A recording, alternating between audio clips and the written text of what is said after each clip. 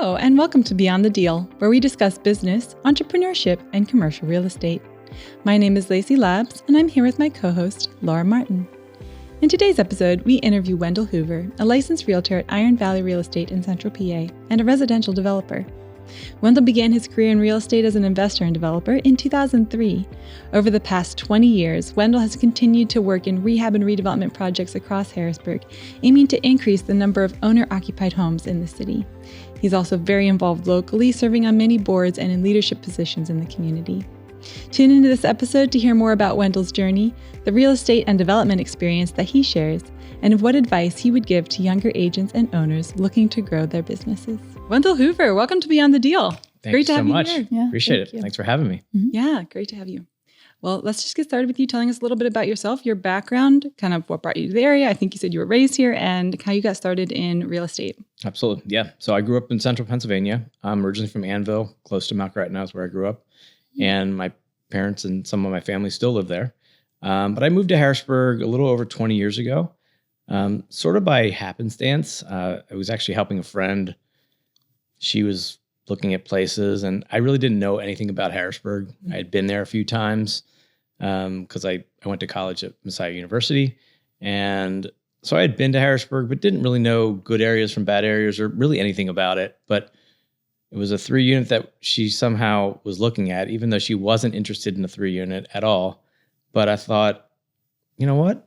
I think maybe I should buy it. And so I was living at home and had no attraction to come to Harrisburg, but I decided to move. And she ended up buying something close to that. So it was a good, that was my first taste of Harrisburg. So I lived in one of the 3 units.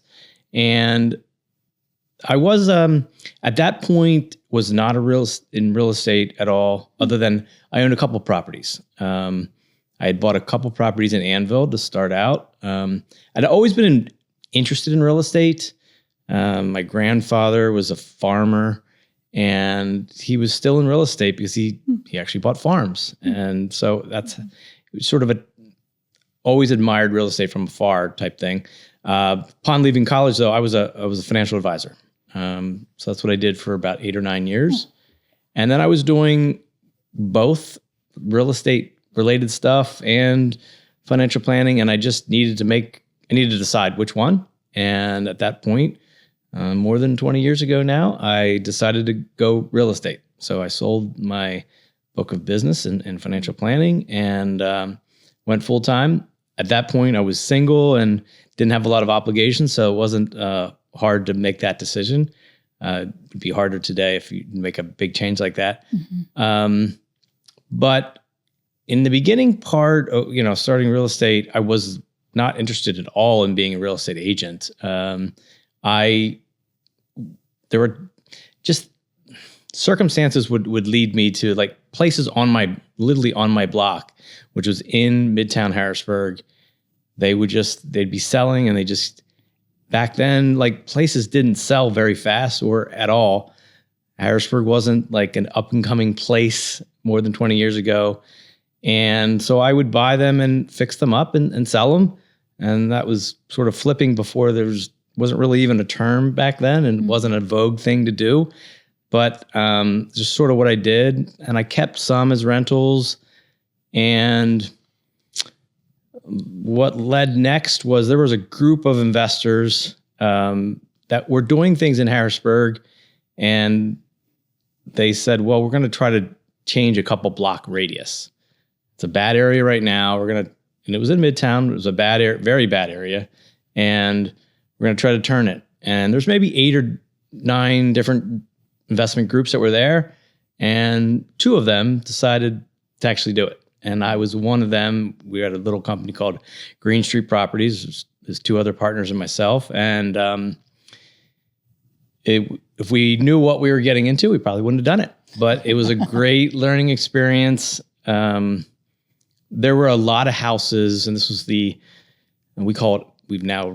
actually came up with the name of Old Uptown. Mm-hmm. But it was a segment that a lot of the houses were not been fixed up or never been lived in since Agnes. So that's 1972. Mm-hmm. And so you can imagine how what the condition was, just complete. And no one would ever, you wouldn't fix it up. There was no economic incentive to fix it up. But we said, well, we're going to try to get as many as possible, fix up as many as possible, knowing we wouldn't be able, you couldn't flip it instantly. So you had to keep it for a while as a rental, maybe, or just sit on it. And we had a crew of Amish that came to Harrisburg.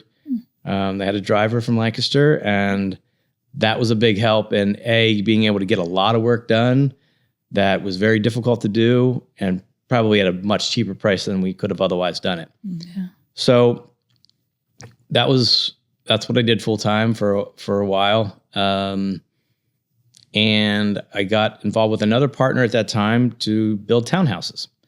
And that was outside the city, and it was on Crumbs Mill Road. And that was a great learning experience. That was about potentially the worst possible time to build townhouses, which was like 2008, 2009. And that's why I got my real estate license. We were interviewing realtors, and we're like, wow, that's a lot of money to pay a realtor. So we decided that I would get my real estate license and I could do it. You know, it wasn't that hard.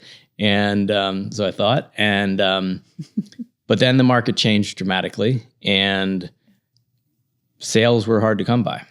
And at that point, it was hard to make a living in real estate at all, because when you're a flipper, you count on a couple things. One is, you know what you're going to buy it for, and you have a good idea of what you're going to fix it up for, and you hope you know what you're going to sell it for. But the equation you didn't have is when you could sell it. Then it was so difficult, you didn't know if you were going to sell it, regardless of what price you put it at. So thankfully, I wasn't overextended, but depending on income as a flipper at that time was impossible, I would say. Yeah. So I had my real estate license.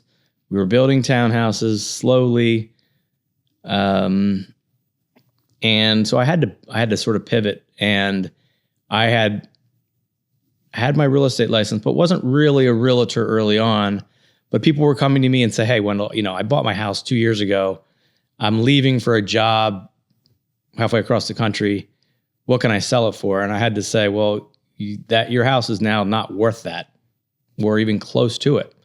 And so they said, well, what can I do? I said, well, I can rent it out for you, because I had rentals. And I said, well, I can do that. And that's how I sort of started as a real estate agent, as a property manager for people.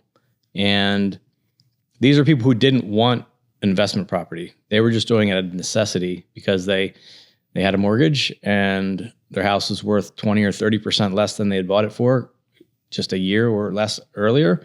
And so I rented out, and before I knew it, I had someone who was, initially she was our babysitter. She was a young woman and very talented. And together at one point we were like managing 80 properties. Wow. In Midtowns almost entirely.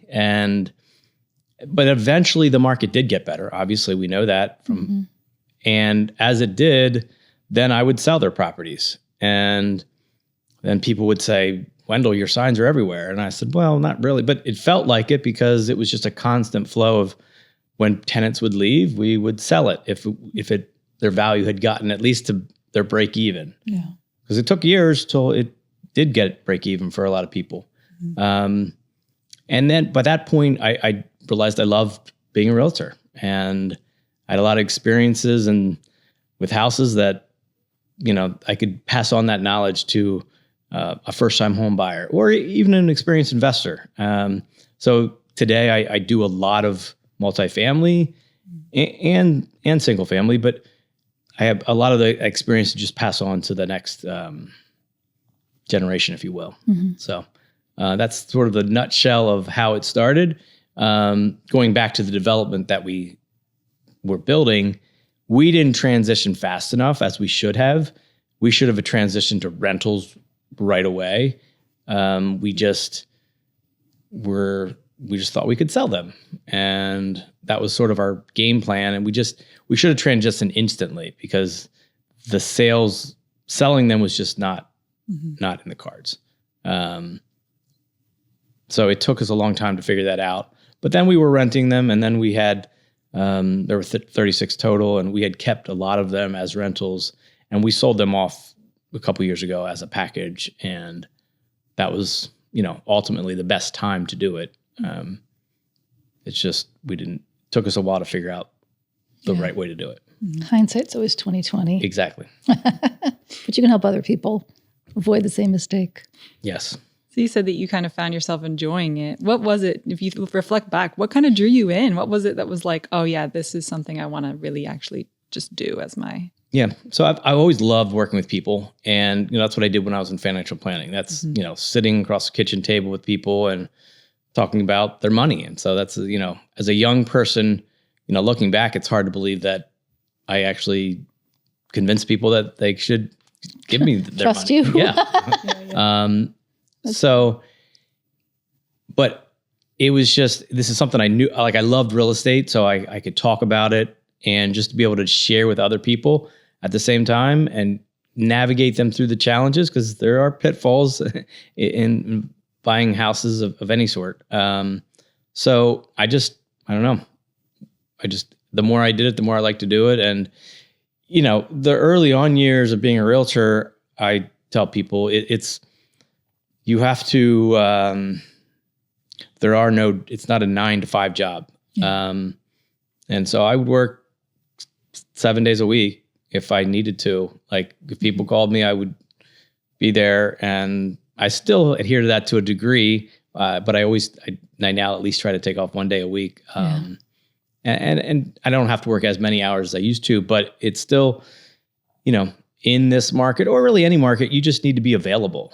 And that's the way, if you don't like that type of being on call, if you will, then it's just not for you. And that's fine. Yeah. But do you have a team? I do have a team, but I don't really work at the traditional team level. I have other realtors that I give business to and I help out, but not necessarily that they're doing everything for me. Mm-hmm. Like I act as an individual realtor. Okay. I have a full-time assistant, and thankful for Christine, because you need another person. You just can't do it.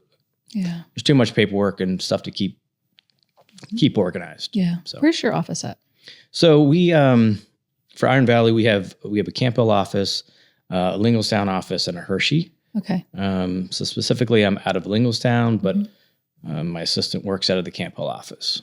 So any one of the three is the answer. And you were one of the founders of that? The founders of Iron Valley, it started in Lebanon as the original office. Okay. And that founder then, the next one they opened was Harrisburg. And they had started it when they came to me. I was working at Remax then for several years. And I decided to take a risk. I didn't think, it wasn't that much of a risk, because I just thought in my mind, well, if it doesn't work out, I'll just come back to Remax. Right. It wasn't the end of the world. But it was the right time for their model, and they've done an amazing job at getting agents and having a good system. Mm-hmm. And so I am one of the partners of those three. So it's not a national firm. It's not national, but they've franchised, and so they are up and down the East Coast. Wow. I'm not sure. I should know how many locations, but it's I would say close to 100 soon. Wow. So all the way down to Florida, and they're continuing to expand. So they've done a great job of the franchise model. Mm-hmm. I'm not involved in the franchise, but so you're kind of just doing your book of business, and other people are running the business. Yeah. So there's a lot when you're doing both. Yeah, I'm not really involved in the management decisions day to day, but that was what I signed on for. Yeah. I said, I don't want to do the day to day. I enjoy being a realtor, and maybe at some point that'll change, but they've done great. They'll come to me once in a while for questions and consult, but for the most part, they run the business, and they do a great job of running the business. That's great. Sounds like a good setup. Yeah. Mm. So I live in Harrisburg City, and yes. I have for a while. Yes. And the old Uptown signs are still everywhere. Yes. I think I got to move in and be part of seeing that all happening kind of as the end of the Green Street particular side was kind of the big development was wrapping up. People were buying those houses and living them as owner-occupied houses. Yes. Little Lamps had opened. Like, it was becoming a really loved area of the city. And I think that in the 11 years I've lived there, that has just expanded in every direction from that space. So from your perspective, what has the success of that been? What has the impact of that development been? It's hard, like, looking back, how bad that was. Like, our whole concept was owner-occupied people will take better care than investors will. Mm-hmm. And at that point, the 2-block radius that we chose was probably 80% investor owned. Mm-hmm. And Harrisburg City as a whole does have a higher investor percentage than most areas. But it really has changed. And COVID helped to change that. But our goal when we were renovating homes was we want to sell, if we can, to an owner-occupied person. And the economics of it were that back then investing wasn't in vogue. Like, people didn't come to Harrisburg to invest. Mm-hmm. In fact, people who own properties in Harrisburg, they wouldn't even fix them up because their logic was, why would I fix up my property? I can only get $500 as rent, as an example. Yeah. And so they just wouldn't fix them up for years, decades. Mm-hmm. And COVID, it started to change before that, but COVID just set it on fire. It just went so fast to, wow, I can make money. Rents are increasing drastically, and I can fix up places that were not touched for decades and make them really nice and get good rents, and I'm happy. So I have many investors who have fixed up properties, converted from office to residential, and that's just a trend that's just starting. Mm-hmm. But that specific area, it was hard. And we got fortunate, I would say. We got some grant money. Mm-hmm. The WCI built the townhouses, which we were involved with, but they had to get some grant money because it just, you couldn't otherwise make it financially. We couldn't sell them, and they have now since sold for higher amounts than we could initially sell them for, which is great. It took a while to get that. Yeah. But these are brick townhouses that have garages. I mean, they're great places, but it's just the economics of it are very hard to be able to take a property that might be vacant land. So we only took down 2 properties. All of the rest of the land was already, houses were there at one point, but they were torn down for whatever reason, fires, and it was just the economics. The houses weren't worth very much then, so they just tore them down, and fortunately they just literally threw it into the ground, the rubble. So, excavating and getting a pad site that's ready to be built on was also costly. And that's the way it is in a lot of places in Harrisburg, unfortunately. So, but there were times where, bad things would happen. There was a lot of drugs in the area. And so getting people to be one of the first to say, all right, well, I'm going to buy a house there.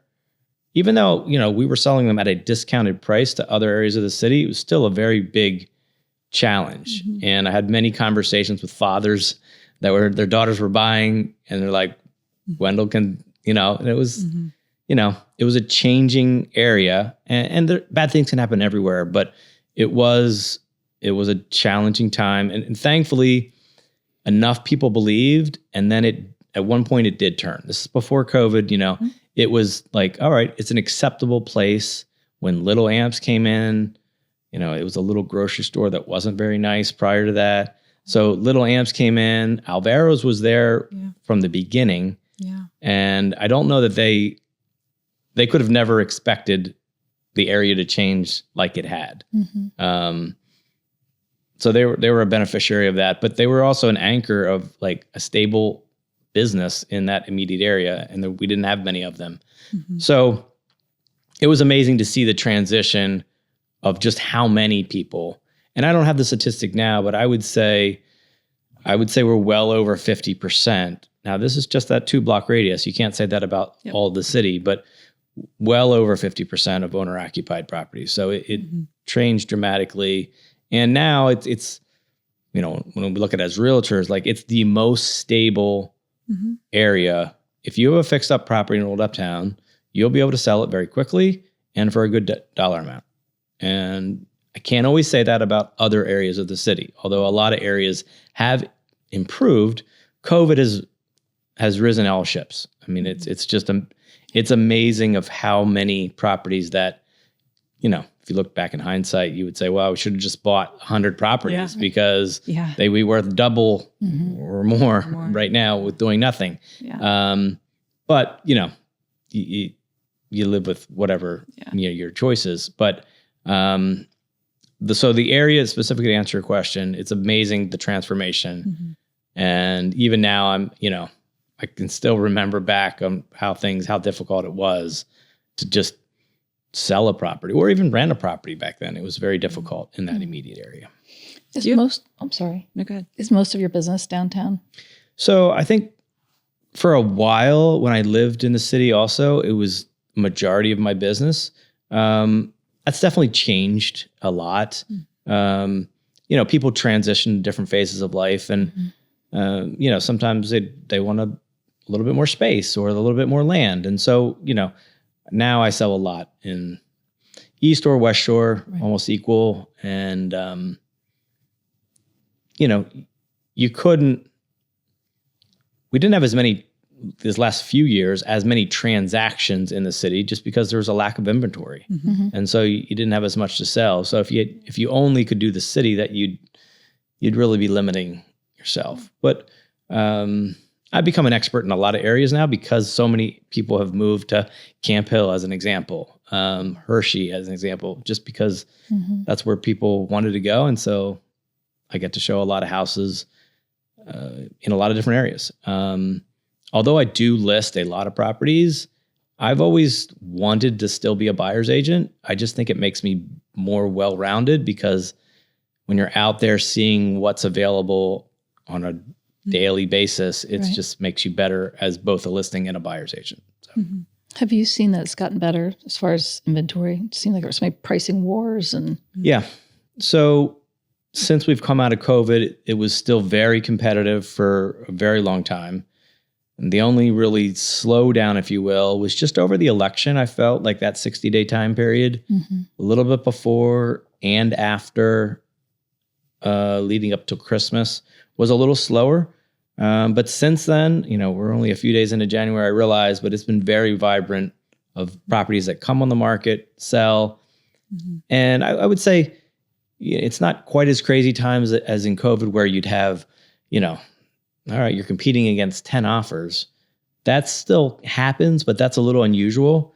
You may still be competing against 1 or 2, which still makes it difficult for a buyer, but not as difficult. And so you still have for a buyer, particularly in winter, I think it's a good time to look if you're able to. I just think you have a little bit less competition on the buy side, and there's still there's now a good amount of inventory. Yeah. Not an overabundance by any means, but a good amount. I've been amazed how the prices have gone up, even in my neighborhood, just as I watch houses turn over. It's crazy. Yeah. And I've heard interest rates for residential haven't really changed much. No, I think for a long time we were expecting, we expected these interest rate cuts last year that didn't happen or didn't happen as often, and it didn't necessarily materialize to the mortgage rates. And I think people have just sort of realized that this is the way that they're going to be around 7%, or maybe they're going to be a little bit lower, but I'm not going to worry about it. I need to I want to move because I need to, or I'm renting and I want to buy, whatever that case may be. But the expectation that I'm going to wait until they get lower is sort of minimized or not around as much. They realize they're just going to have to, if they want to buy, they have to have that interest rate, and maybe they decrease in a few years and then they refinance. Yeah, that's sort of the. I forget who told me this, but they say that you marry the house, but you date the rate. That's so right. You can refinance. Yeah, refinancing is very easy and it can be done with not a whole lot of cost. So that's just sort of you just sort of have to plan it in that, you hope that they do go down, but you can't count on it necessarily. Yeah, it's true. It's fascinating. I was talking to my husband's grandfather, and so I think that we just think about interest rates as being single digit numbers. And he's like, back in like the 70s and 80s, my commercial loans, a good interest rate was 18%. Yeah. And I think we're just like so conditioned to what our interest rates have been. I mean, I know I'm like, the last 20 years, maybe max, I've been a little bit aware, but no way have I looked back at that. And it just was this like impactful moment of, people before us have survived much higher interest rates and come out okay. And really, it's not that bad. 6-7% isn't that crazy. So yeah. Agreed. Yeah. Very interesting. So outside of developing and being a realtor, you're also really involved in the community. Yeah. So particularly in the real estate community. So you've been on the kind of the GAR, right? We're pretty familiar with GAR in our office. Greater Harrisburg Association of Realtors. Yep. You've been president and board member and a lot of different community organizations as well. What sort of would you say about the area in general in Harrisburg? What should draw people to want to live here, work here, invest here, and just do business here? Yeah. I think I've always felt that Harrisburg's, it's a small city. Yeah. And if you come here from a big city or just you're starting out, you can make, regardless of your age, you can make a big impact. If, regardless of what occupation you're in, you want to be on a board and really impact how things are happening, you can do it at any age and any skill level, experience level. It's just amazing. So I think those opportunities are so prevalent versus big city. Maybe you could have some experiences, but they wouldn't be the same. I just think the amount of impact you can have here in Harrisburg is just amazing. So I just always believed in giving back, and I felt called to do that, and I feel it's been rewarding. Like the people you meet during that, both the people that work at nonprofits and the people you serve on boards with, it's been life-changing. And so I'm passionate about, I'm always passionate about housing related projects. Like I'm going to plug Eden Village because that's one that I've been on the board most recently. So we're going to build tiny houses in Harrisburg.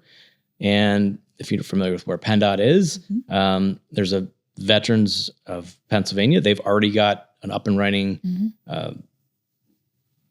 temporary housing for veterans. And our plot of land will be right next to theirs. And ours is a permanent housing. So it's tiny houses, but people can live there for as long as they want. They pay a minimal amount of rent. And we're following a model that's been about 7 or 8 times around the country. And so we're in the raising money phase right now, which we need to raise a good amount, but that it will happen. And then next to ours is Tunnels to Towers, which is a big national nonprofit, which will have the most units. They'll have over 60, and it's a 2-story building. Theirs is temporary with some permanent, but all of it is needed. I mean, today, it was 0 or negative out. And we walk to our car and we're like, we think we can't make it. But there are people who are living outside right now. And it's just, it's heartbreaking. And we've had a lot of stories recently with things that have happened in Tent City. And if you've ever driven to PennDOT, you can see a glimpse of how many people live there. And it's a lot. And so this is just a small step to improving some people's lives. And so it's the least life can do. Yeah. I didn't realize Tunnel Towers is building here. I support them both business and personally. Yep. Great organization. Huge organization. And they've, they're so well funded that they needed to do something. So their homeless initiative, and they've done it in many different cities throughout the country. I can't remember how they chose Harrisburg, but we're thankful to have them come and they're going to start this spring and it'll build. I think, didn't he walk across the country and he came right through Harrisburg, I think. Maybe that's part of it. Yeah. I think the trail, or I forget what they call it. That's such a smart business model because he's like, just, start at $11 a month. Like everyone could do that. Yeah. So, it's amazing. You brought up a big topic, right? In not just in real estate, but just in the whole country, really, which is that with interest rates and price inflations, a lot of people can't afford buying a home. Isn't even the thing they're asking. It's just living in a house. Yeah. So Harrisburg is not, shielded from that. We're absolutely seeing the impact of that. I love the tiny home thing and making the very affordable to the very, very low bottom who's just trying to live in a house. Yeah. I think too, there's probably this middle ground of people who can afford a small rent, but the properties that have been at the $500 a month rate are all now at $900 and maybe going up still. Yeah. And so, I don't know if any of us has answers, but what are you seeing as some of the solutions or things that we can all maybe even just learn about more and how that we can contribute to our area, just being able to be home for people who need a place to live that's not $1,000 or $2,000 a month. Yeah, it's a very difficult topic. That affordable housing piece, whether they're going to buy or rent. Another organization I work with is BHA, and those are single mothers with families, and they go through our program. We have places they can live for about a year, but then transitioning them to permanent housing it was always difficult. But after COVID or during COVID, it became really difficult because there's such a demand for rentals. And here we have people who don't have great credit, maybe bad job history, not a lot of money. So, and they can't afford a lot of money either monthly. So it's really challenging to get them someplace that they can live. And I don't know that there's an answer. Like part of what BHA is doing is we are buying houses that we will then rent to our participants long-term if necessary at a reduced rent. But it's hard. We're just doing it on a case-by-case basis. So I don't know what the answer is long-term, because you're right. It's not just Harrisburg. It's probably worse in some bigger cities because the rents are even higher than we have, obviously. But it's a real challenge because these are people that are living paycheck to paycheck, and then life happens and several bad life events, and then they find themselves homeless. And how do we stop that? How do we get them out of that? There's not an easy answer. There's not. There's great nonprofits out there working to help solve it on a case-by-case basis. And I think that's all we can do for the time being. I don't know if there's sweeping legislation or anything that could happen that would make it better, but maybe there is. I don't know the answers. What does BHA stand for? Brethern Housing Association. Okay. So they own a whole half block in Hummel Street in Allison Hill, and they've been around for more than 30 years. And we did some new construction there too, but I've been on the board for more than 10 years, but it's just, we've got really good people working there. These are people coming most times homeless to a transitional, getting their life back together. They have bad life events and, just things happen, but getting stabilized and getting educated. Maybe it's even job trained, and then they're ready to go, start their life over again, if you will. Yeah. Just when I go to the grocery store and stuff and car repairs, I don't know how people make it because everything's up. Everything is more expensive now. There's no doubt about it. It's really hard to. Yeah. So you have a lot that you do. How do you personally manage all of these? The boards you're on, your role as a realtor, buying and selling, having your team, being a family man. You do a lot. So just personally, how do you juggle all that? Good question. I like working, so that helps, but I've got a great family. My wife manages things at home. She homeschools two of my daughters. And so I do work out of my house for the most part. I've worked out of my house way before it was a vogue thing to do. And I focus better at home in my own environment. So, it's just the work-life balance can be challenging, and I haven't always in my life done it the way I should have. So, but you learn from it and you try to do better.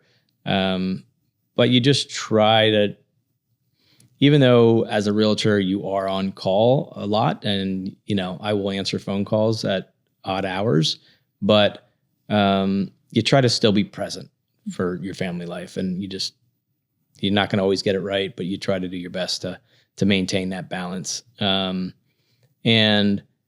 I like giving back to the Greater Harrisburg Association. Like, I just think being involved and helping the next generation of realtors is important. There's a lot of challenges for our industry. Yeah.